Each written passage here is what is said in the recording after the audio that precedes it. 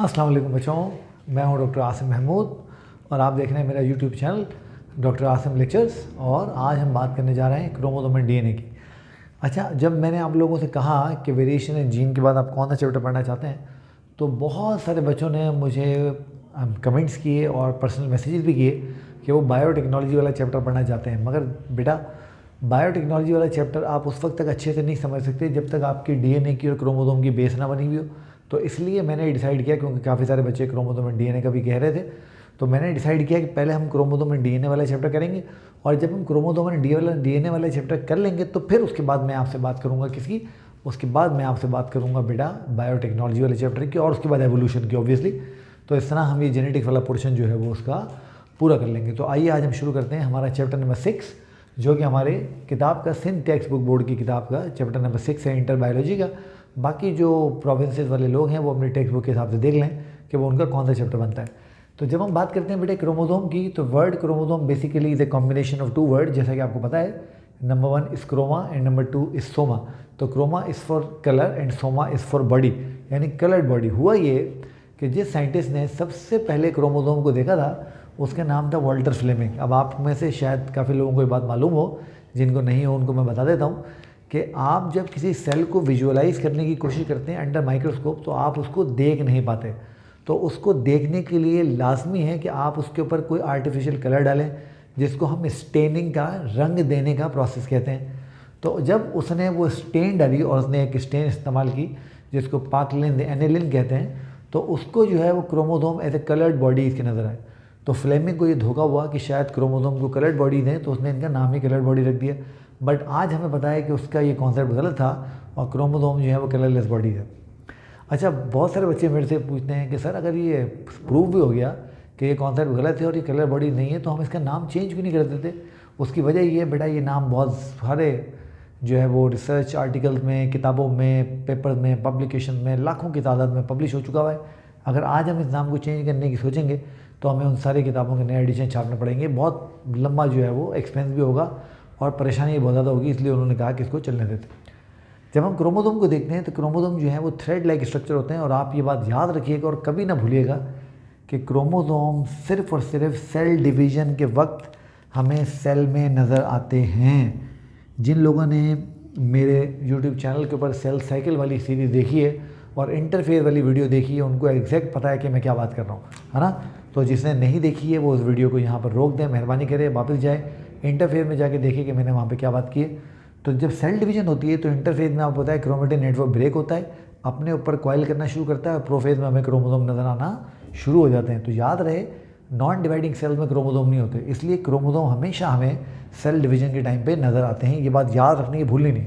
Alright now, जब हम chromosome को देखेंगे तो इसलिए मैंने देखिए क्या लिखा है, it is highly organised chromatin network. आप क्रोमेटिन नेटवर्क को बहुत ऑर्गेनाइज कर दें, बहुत अच्छा कर दें, बहुत ज़बरदस्त कर दें, उसके प्रॉपर शेप पे लिया है इस तरह की शेप में, तो वो आपको क्रोमोसोम कहलाएगा। वैसे आपको पता है क्रोमेटिन नेटवर्क कैसे होता है। ये हमारा सेल है, ये इसका न्यूक्लियस है, और इस न्यूक्लियस में जो क्रोमेटिन है वो उलझे हुए धागे की तरह जो है वो मौजूद होता है इस तरह से, ठीक है ना। तो ये बात आपने अच्छी तरह से याद रखनी है कि क्रोमोसोम जो है आपको सिर्फ सेल डिवीजन के वक्त नज़र आ रहे होते हैं। जब हम क्रोमोसोम को विजुअलाइज करते हैं सेल डिवीजन में, तो ये भी बात भी याद रहे कि हम रेप्लिकेटेड क्रोमोसोम देख रहे हैं। अगेन इस बात का मतलब क्या है, फिर इस वीडियो को यहाँ रोकिए, जाइए इंटरफेस में देखिए कि मैंने क्या बात की है, तो आपको ये बात समझ में आ जाएगी। तो ये इंटरफेस के अंदर रेप्लिकेट होते हैं। तो ये जो क्रोमोसोम हमें नज़र आ रहा है basically it's a replicated chromosome, है ना। और एक रेप्लिकेटेड जो क्रोमोसोम होता है वो 2 क्रोमेटिड से मिलकर बना हुआ होता है। तो ये हमारा क्रोमेटिड नंबर 1 है और ये हमारा क्रोमेटिड नंबर 2 है। और दोनों क्रोमेटिड जिस जगह आपस में मिलते हैं, इस जगह पर इसको हम कहते हैं सेंट्रोमेयर। और सेंट्रोमेयर के ऊपर हमें पता है कि 2 हमारे पास स्पेशल प्रोटीन मॉलिक्यूल होते हैं जिनको हम कहते हैं काइनेटोकोर। और इस काइनेटोकोर प्रोटीन के ऊपर स्पिंडल फाइबर्स आके अटैच होती हैं, जैसे सेल साइकिल में हमने समझा था। अब जब हम देखते हैं तो ये जो हमारा सेंट्रोमेयर है, सेंट्रोमेयर से लेकर और क्रोमेटिड के एंड तक की जो लेंथ होती है, इसको हम क्रोमोसोम का आर्म कहते हैं। तो अब आप बिल्कुल आसानी से अंदाज़ा लगा सकते हैं कि एक रेप्लिकेटेड क्रोमोसोम की 4 आर्म्स होते हैं, ठीक है। अच्छा, उसके बाद आप याद रखिएगा कि हर लिविंग ऑर्गेनिज्म में जो नंबर ऑफ क्रोमोसोम होता है वो बहुत स्पेसिफिक होता है।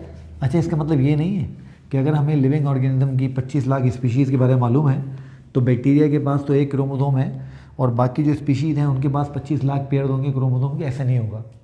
हो सकता है कि किसी स्पीशी में आपको 20 क्रोमोसोम मिले और किसी दूसरी में भी 20 मिल जाए, बट उनमें 20 ही रहेंगे, 21 नहीं होंगे, ठीक है ना। तो स्पेसिफिक से मुराद ये होती है।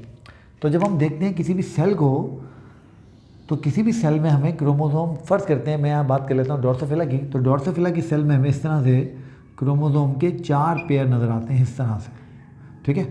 ये मैं इसके साथ इसका एक मेल सेल भी बना लेता हूँ। तो ये हमारा फीमेल सेल है और ये हमारा मेल सेल है ड्रोसोफिला का, ठीक है। अब आप यहाँ क्लियर देख रहे हैं कि यहाँ पर ये जो 3 पेयर हैं क्रोमोसोम के, ये देखने में बिल्कुल एक ही जैसे हैं मेल और फीमेल में, बट ये जो अब चौथा पेयर में बनाने लगा हूँ, फीमेल में ये दोनों क्रोमोसोम रॉड लाइक हैं और मेल में एक रॉड लाइक है और एक हुक लाइक है। यानी जो फ़र्क है वो इन 3 पेयर्स में नहीं है, इस चौथे पेयर में। तो किसी भी लिविंग ऑर्गेनिज्म में क्रोमोसोम के जितने भी पेयर होते हैं उन सब को हम ऑटोसोम बोलते हैं। तो ये सारे जो हमें नज़र आ रहे हैं, ये सारे जो हमें नज़र आ रहे हैं, ये ऑटोसोम हैं जो कि मेल और फीमेल के अंदर सिमिलर होते हैं, ये बात याद रखिएगा। और ये वाला क्रोमोसोम जो कि मेल और फीमेल को एक दूसरे से डिस्टिंग्विश कर रहा है, पेयर अलग कर रहा है, इसको हम सेक्स क्रोमोसोम पेयर कहते हैं। और इसको सेक्स क्रोमोसोम पेयर इसलिए कह रहे हैं क्योंकि इसको देख के आप डिटर्मिन कर सकते हैं, पहचान सकते हैं कि मेल और फीमेल सेक्स वाले सेल कौन से हैं। अच्छा, अब ये हमने जो है यहाँ तक इसकी सारी बात कर ली। ये तो हम इसकी मॉर्फोलॉजी की बात कर रहे हैं, ठीक है। जब हम मॉर्फोलॉजी के हिसाब से देखते हैं तो हमें क्रोमोसोम 4 तरह के नज़र आते हैं और आपको बताया वो 4 टाइप्स कौन सी हैं, ये आपने फर्स्ट ईयर में भी पढ़ी थी। उनमें से एक क्रोमोसोम हमें वो नज़र आएगा जिसका सेंट्रोमियर इसके दरमियान में, इसके सेंटर में होता है इस तरह से, तो इसको हम बोलेंगे मेटासेंट्रिक। मेटा मीन्स होता है मिडिल, सेंट्रिक मतलब जो सेंटर में हो। दूसरा वो जिसमें ये सेंटर से थोड़ा सा डेविएट हुआ होता है, यहाँ पे आप देख रहे हैं ये सेंटर से थोड़ा सा डेविएट होकर ऊपर चला गया, तो सब मेटासेंट्रिक, ठीक है ना, ये भी आप समझ गए। इसी तरीके से कुछ ऐसे होंगे जिनमें ये बिल्कुल एंड के ऊपर पहुँचा हुआ होगा, एंड के नज़दीक पहुँचा हुआ होगा बिल्कुल, इसको हम कहते हैं एक्रोसेंट्रिक क्रोमोसोम। और आखिरी वो जिनमें ये बिल्कुल एंड में पहुँच जाएगा, इनको हम कहेंगे टीलोसेंट्रिक। आपको पता है टीलो जो है वो एंड को बोलते हैं, इसीलिए माइटोसिस की जो लास्ट स्टेज थी उसको हमने टीलोफेज का नाम दिया था, ठीक है। अच्छा, अब ये तो हमने बात की क्रोमोसोम की मॉर्फोलॉजी की। अब हम ज़रा चलते हैं और बात करते हैं क्रोमोसोम की केमिस्ट्री की। तो आइए क्रोमोसोम की केमिस्ट्री की बात करते हैं। याद रहे एक क्रोमोसोम में एक डीएनए होता है, तो ये चूंकि रेप्लिकेटेड क्रोमोसोम है तो इसमें हमें 2 डीएनए नज़र आएंगे, ठीक हो गया। अच्छा, अब ज़रा बात कर लेते हैं केमिस्ट्री ऑफ क्रोमोसोम की। केमिस्ट्री ऑफ क्रोमोसोम, ठीक है जी। तो केमिकली जो क्रोमोसोम्स हैं they are nucleo protein molecules, ठीक है। जब मैं इसको न्यूक्लियो प्रोटीन कह रहा हूँ तो इसमें nucleo is for nucleic acid, और याद कर लीजिए न्यूक्लिक एसिड क्रोमोसोम में 40% होते हैं। और जब मैं प्रोटीन की बात कर रहा हूँ तो मैं बात कर रहा हूँ हिस्टोन्स की, और हिस्टोन्स के साथ एक और ग्रुप होता है जिसको हम नॉन हिस्टोन प्रोटीन्स कह देते हैं, ठीक है। ये होता है 60%, ठीक। जब न्यूक्लिक एसिड में इस 40% में जो डीएनए होगा वो 39% होगा अराउंड, और आरएनए भी होगा बट वो जस्ट 1% होगा, ठीक है। तो ये 40% इस तरह से पूरा हो जाएगा। अच्छा, सरप्राइजिंगली आप जब फिजियोलॉजी पढ़ेंगे और मेडिकल कॉलेज में जाएंगे तो आप एक अजीब-ओ-गरीब चीज़ नोट करेंगे। आमतौर पे प्रोटीन जो होती हैं दे आर नेगेटिवली चार्ज, ठीक है। मगर यहाँ पर जो हिस्टोन प्रोटीन है, जो कि मोस्ट अबंडेंट प्रोटीन है, इनके अंदर 2 अमाइनो एसिड मौजूद हैं, जिनमें से एक का नाम है आर्जिनिन और दूसरे का नाम है लाइसिन। अब आर्जिनिन और लाइसिन दोनों के ऊपर पॉजिटिव चार्ज होता है, और चूँकि यहाँ पर आर्जिनिन और लाइसिन बहुत ज़्यादा मौजूद हैं, इसलिए इन्होंने पूरे के पूरे इस हिस्टोन प्रोटीन को पॉजिटिवली चार्ज कर दिया है। अब ये पॉजिटिवली चार्ज हिस्टोन जब डीएनए और आरएनए के साथ मिलते हैं जो कि नेगेटिवली चार्ज होते हैं, तो आप समझ सकते हैं कि नेगेटिव और पॉजिटिव चीज़ें एक दूसरे को अट्रैक्ट करती हैं।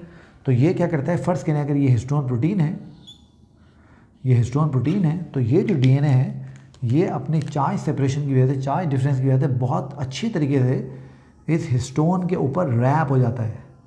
इसी तरह जब वो आगे चलेगा तो आगे एक हिस्टोन मॉलिक्यूल और होगा, ये इस हिस्टोन के ऊपर रैप हो जाएगा इस तरह से,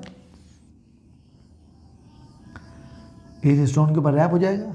फिर जब वो आगे चलेगा यहाँ से, तो यहाँ पर उसके बाद एक हिस्टोन प्रोटीन और होगी, ये एक और हिस्टोन प्रोटीन के ऊपर रैप हो जाएगा, so on and so fourth. और ये इस तरह से कॉइल अप होता चला जाएगा। ये जो प्रोसेस है इतना शानदार है कि इस प्रोसेस को हम कॉइलिंग नहीं कहते, हम इसको कहते हैं सुपर कॉइलिंग। और उससे एक 6 मीटर लंबा डीएनए, आपको पता है आपके सेल में जो डीएनए है उसकी लेंथ 6 मीटर है और 6 फीट है सॉरी, तो वो 6 फीट लंबा डीएनए जो है एक माइक्रोस्कोपिक न्यूक्लियस के अंदर जो है वो बंद हो जाता है। कमाल की चीज़ है। अब यहाँ पर ये डीएनए का पोर्शन जो हमने बनाया जो 2 हिस्टोन प्रोटीन के दरमियान में, इसको लिंकर डीएनए कहा जाता है, लिंकर डीएनए। अब जब हम देखते हैं तो हमने समझने के लिए जो क्रोमोसोम है उसकी में एक फंक्शनल यूनिट बना ली है, और वो फंक्शनल यूनिट असेंबली है 8 हिस्टोन प्रोटीन्स की, यानी 8 histone protein along with their wrap DNA and their linker DNA जब मिल जाते हैं तो एक यूनिट बन जाता है। और उस यूनिट को हम नाम दे देते हैं न्यूक्लियोसोम का। तो nucleosome is a combination of 8 histone along with wrapped DNA। तो 8 हिस्टोन प्रोटीन्स अपने रैप्ड डीएनए के साथ जो कॉम्बिनेशन बनाती हैं उस कॉम्बिनेशन को हम न्यूक्लियोसोम कहते हैं। और याद रखिएगा न्यूक्लियोसोम जो है वो क्रोमोसोम का फंक्शनल यूनिट है। तो ये बेटा हमने बात की किसकी, ये हमने बात की क्रोमोसोम के फिजियोलॉजी की, क्रोमोसोम के स्ट्रक्चर की, क्रोमोसोम की केमिस्ट्री की। तो नेक्स्ट वीडियो में जब आप और मैं मिलेंगे तो हम थोड़ी सी बात करेंगे न्यूक्लिक एसिड की, उसके बाद हम न्यूक्लियोटाइड की, और फिर हम बात करेंगे डीएनए की और डीएनए के स्ट्रक्चर की। तो आप मेरा चैनल देख रहे हैं, बहुत पसंद भी कर रहे हैं, वीडियो देख रहे हैं, लाइक कर रहे हैं, देखते रहिए, लाइक करते रहिए, सब्सक्राइब करते रहिए, और इसी तरीके से इस मैसेज को बाकी बच्चों तक पहुंचाते रहिए। मैं आपसे मिलूँगा अगली वीडियो में डीएनए के स्ट्रक्चर के साथ। टिल देन खुदा हाफिज़।